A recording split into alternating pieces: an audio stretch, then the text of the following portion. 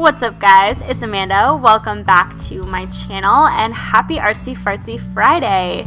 Today is my last Halloween video for 2017 and it's a little bittersweet, not gonna lie.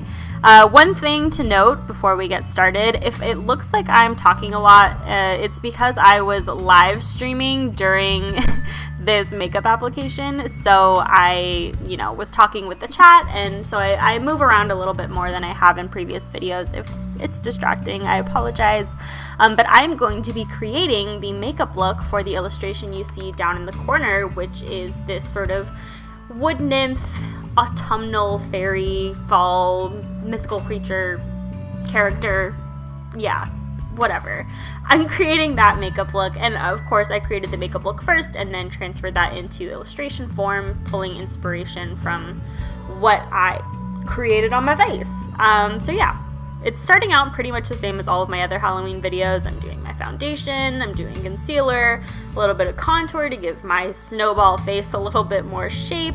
Although I'm not going too heavy with it because unlike the other makeup looks I've created this year, this is not like a villainous look, so I want to keep things a little bit softer. And it's a little interesting going from creating like these creepy gory looks to creating something like very soft and girly. But I thought that was kind of a nice change up. This would definitely be an easier makeup look to recreate, especially if you are short on time and you need like a last minute idea for Halloween. You could create this using entirely just makeup, and the only costume aspect that I added in was just some leaf garland from the dollar store, so super inexpensive as well. Basically, the look I'm trying to create overall is just a very glowy, glittery, sparkly look. So pull out all the stops here, pull out your highlighters, pull out your shimmery eyeshadows. If you have any eye safe glitter, use it, but only if it's eye safe, and that is something I want to emphasize because not all glitters are safe for use on the eyes. Even if it's cosmetic glitter, you have to make sure that it's safe for use around the eyes because some glitter has really sharp edges and can cut your eyes and hurt them, and yeah, so be careful about that. I'm using the NYX eye glitter, and I'm also using the NYX eye glue base, which just helps the glitter to adhere a little bit better, but we're not even at that part yet, so let me talk a little bit about the illustration. I am lining it with my Sakura Prisma brown microns. I really thought a brown color would be a good call because it's less harsh and it would kind of fit in more with all of the warm colors. I love these pens as well because they're Copic proof, which means I can do my line art first and then color on top of it and they won't smudge or do anything weird. I do have some liners that I love. They're just not Copic proof, which means I have to color first and line second.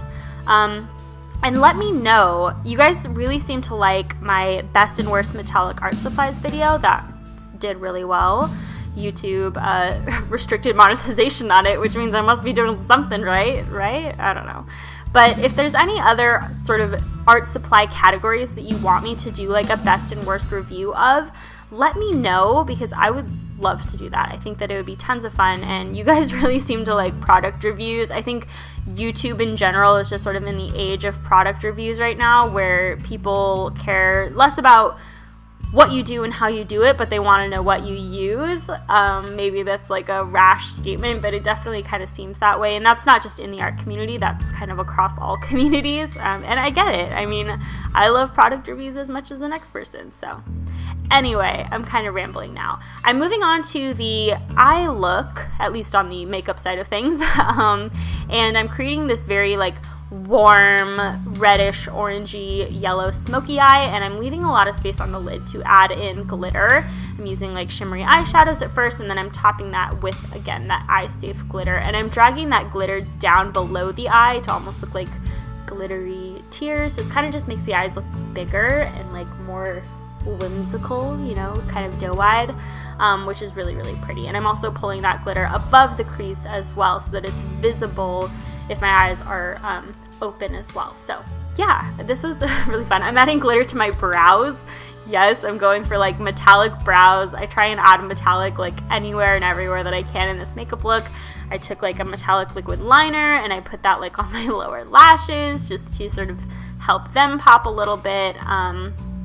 totally not necessary. You guys do not have to do this step. You can keep it really, really simple. Honestly, you could just do like your regular makeup or no makeup and just throw some leaves in your hair and call yourself a wood nymph and you're good, you know? Like, it doesn't have to be all out, but I like to go all out, and I think it's really fun to do that for Halloween time. I'm also adding in a pretty bold wing. I did not intend for it to be this bold, but it happened and whatever. But this is the ColourPop gel liner. It's this really dark green shade, which is really, really pretty. Unfortunately, they don't sell the gel liners in the pot forms anymore. I know they do still sell them in like the twist up pencil forms, and they are really, really great eyeliners. I just prefer them in the pot form, so it's really sad that they were discontinued. I'm adding some mascara and some false eyelashes. I had a little trouble with the false eyelashes, but that was probably more user error. I first picked a pair that were like way too densely packed and you couldn't really see the glitter on the eye. So I went for one that was like a little bit more like spaced out and very, very long, and that gave me more of the look that I was going for. And I also trimmed some false lashes and used some of the like little clusters that I trimmed off to add some bottom eyelashes, and I did that just to sort of like extend the very outer corners of the bottom of my eye to make it just look, again, whimsical, right? Like that's sort of the common theme here.